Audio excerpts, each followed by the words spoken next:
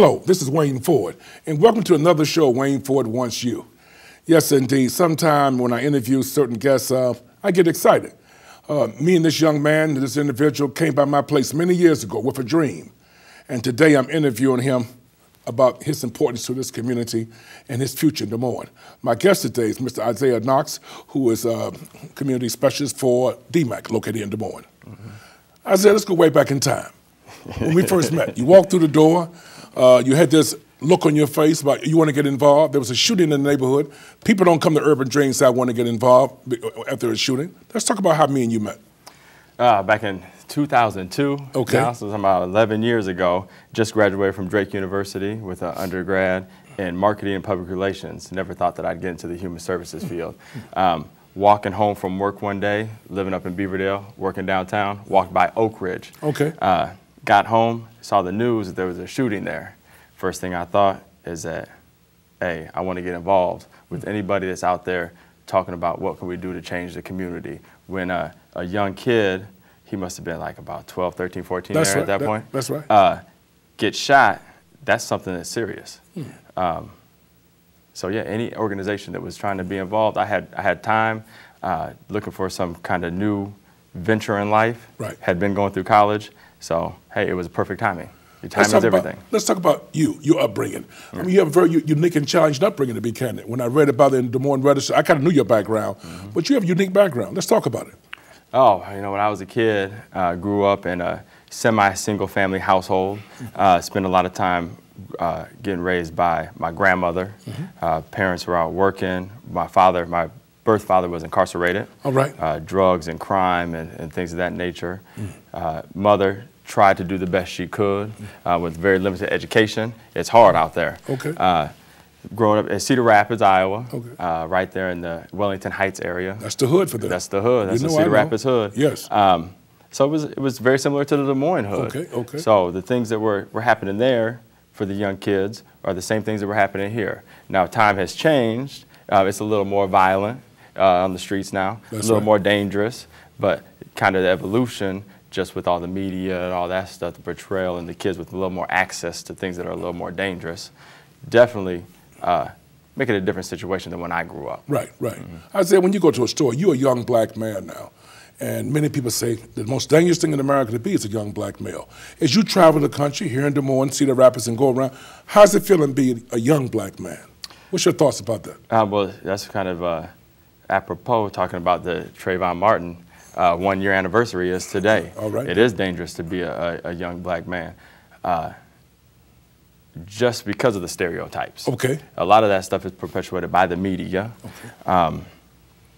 So, yeah, going into a place, sometimes you can feel it's a dangerous situation.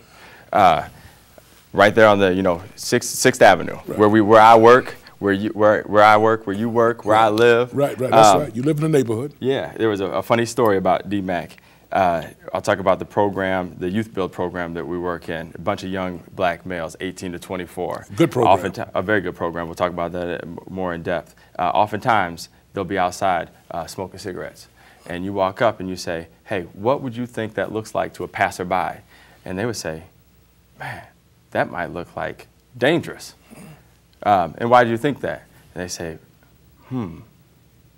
because of the kinds of things that I see on TV, the kinds of things I hear, the kind of rumors, the kind of stereotypes that I have to deal with on a regular basis of guns and drugs and violence and things like that. So you decided to live in the community. You're an educated man. You remind me a little bit of myself because, as you know, when I was younger, I lived right across the street from where you lived at. I lived on 7th Street for many years. Right. People got education and don't just live in the community, get married in the community, keep a house in that community, the 6th Avenue community, although it's changing. What's your thoughts? You got a family. You live in what is rated one of the most dangerous neighborhoods in the state of Iowa. Right. And you're pretty happy living there because we talked about it over the years. Yeah. Why? Very happy living there. And I live in the River Bend neighborhood. Yes, you do. The River Bend neighborhood is changing drastically. There's a lot of people moving in, a lot of people taking care of the properties and all that, all those kind of things. But the reputation? The reputation still is there of being a very dangerous area. When I was an undergrad at Drake, or grad school at Drake, and I told people where I live, they were like, ooh, yeah. Right. Right. So the reputation is still there, but it takes people to want to move in and do right and live in a community to change a community. So it'd be unjust, unfair if I were to move out. I lived in Beaverdale. When I first moved here, matter of fact, when I first moved here, I lived in West Des Moines. I think you told me and that I've been moving closer and closer and closer. Right. And I feel safe and secure. My wife and my family, 2 children, beautiful wife, who's from Des Moines, grew up in Des Moines, and never thought that she would be living in that community either, coming from the South Side. So it is changing from a young person perspective. Leadership. Before I go into this break, you at the age now. When I started Urban Dreams, I was around your age 3 decades ago. Leadership. You had a good news article. I go to meetings. I hear your name a lot. I remember that because that's remind me of myself when I was younger. People are putting you in unique roles with the community. What's your thoughts on that? Well, one of the biggest things that I've learned and learned from people like you, other mentors that I've taken up into the community, is that if you show up and you're willing to work, that's half of it. Getting good advice, asking questions, being willing is the other half. And all the other experience, I mean, I can't get experience, right, unless I'm there and trying to show up and trying to work. Right. I can get all the education, master's degree from Drake. That's right. I'm going to apply to get my doctorate. That's right. I can get all that education, but that experience is I can only get with time and by learning from great mentors in the community. So we mentioned mentors. I like that because people mentor me, Evelyn Davis, Larry Collar. I help mentor you. You have other people. My question is, how important is mentors? Because we hear that word a lot. A lot of us, I mean, I'm at the age now where I want to do more mentoring. How important is mentoring to you, looking back on your journey?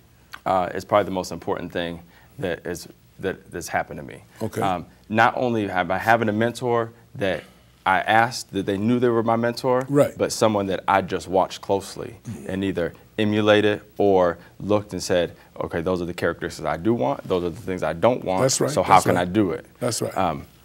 A lot of times, yeah, you have mentors or people that look to you as a mentor or me as a mentor, and you don't even know they're looking. The baton has been passed. I remember sometime my staff meeting, when I would be doing things that only Wayne Ford can do, you'd be looking at me, you know what, whenever I begin my organization, I ain't gonna run a staff meeting like that. Your eyes told me everything, and you know I'm right.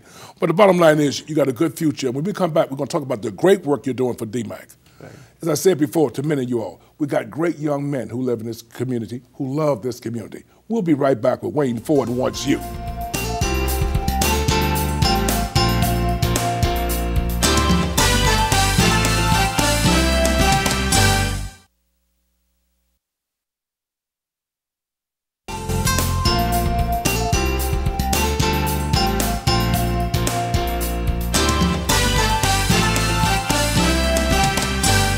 Welcome back to Wayne Ford Wants You.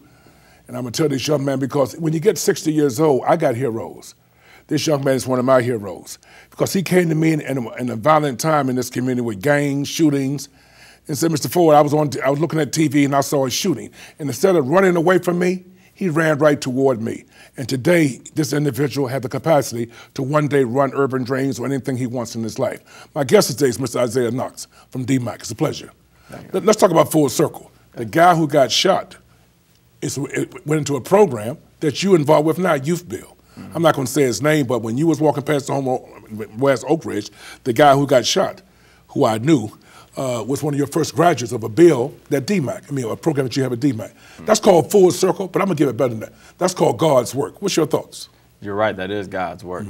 And that's what happens when you show up and do hard work, stay committed to a cause, and a community, and you see things like that. A kid that gets shot, and then a kid that graduates from a program eventually. Right. You know, it takes some bumps in the roads, it takes some time. So I'll talk about Youth Build program. The Youth Build program is young men and women, 18 to 24. Okay.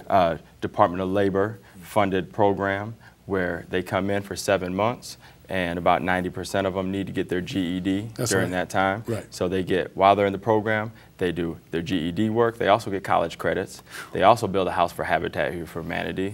They also get all their certificates to be pre-apprentice. They get CPR, first aid, all that stuff. They become employable. Right, right. Hopefully they become employed. Right. They have a track to get to that post-secondary education, to get a degree. Right. We have many kids that, while they're in the program, they have 12 credit load, full-time class load at DMAC. Going to college, man. That's what going they're to doing. college. Right. So, you know, we're getting those kids to move from toting guns to toting textbooks. I like that. Say that again. Forget them from toting guns to toting textbooks. It was very catchy. Right on. And that's the point. That's the goal right there. So, that's one of the kids right there. He was toting a gun. You know, I know. You know. The people out there in the street who's saying you're wasting your time with these kids, especially these minority kids, they're going back to the joint. My perception, young black men, very aggressive. You know, I mean, when you hear that, I mean, I know they're not that way. I was young at one time. I was one of those guys. I was a juvenile. Look at me. Right. Your record, you was a juvenile, look at you. Right. When you hear that kind of stuff, there's not enough of me and you go around to change that perception. What do you say about that?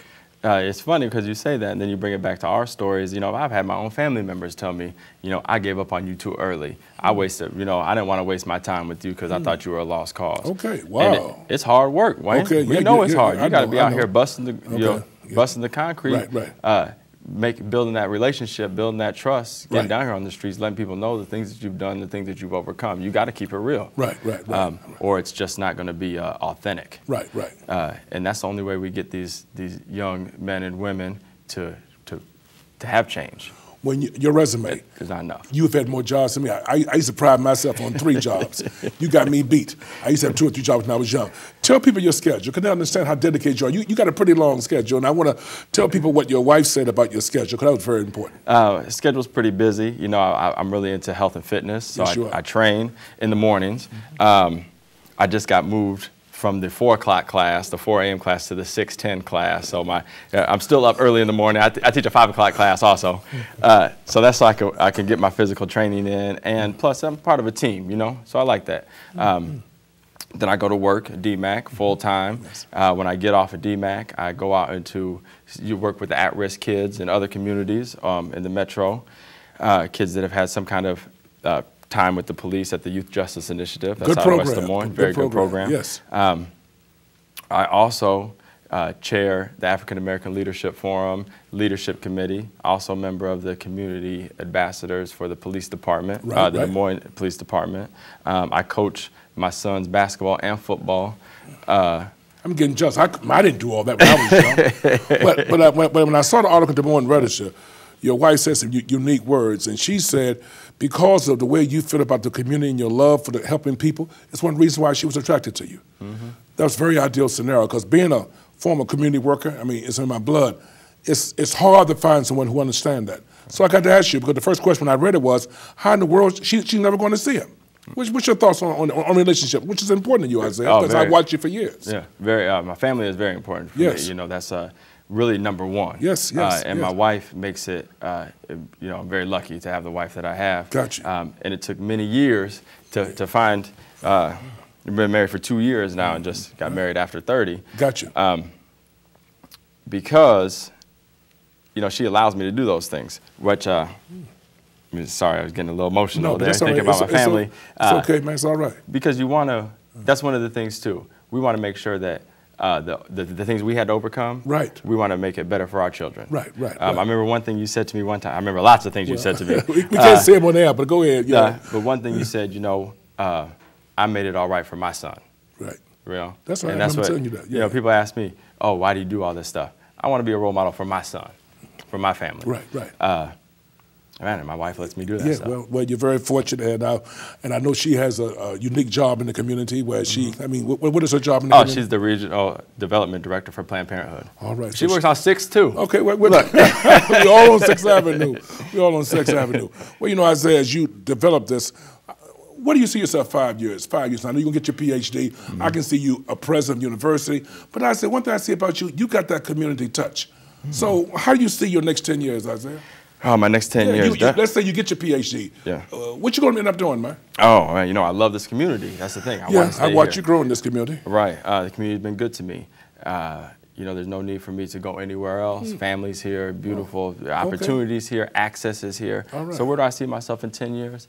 10 years, you know, I see myself still helping, influencing right here on the streets. You know, at whatever capacity God brings. You'll still be young at that time. I'll still be young. That's right. I would love to be, you know, beautiful title. You know, you always want to be in a position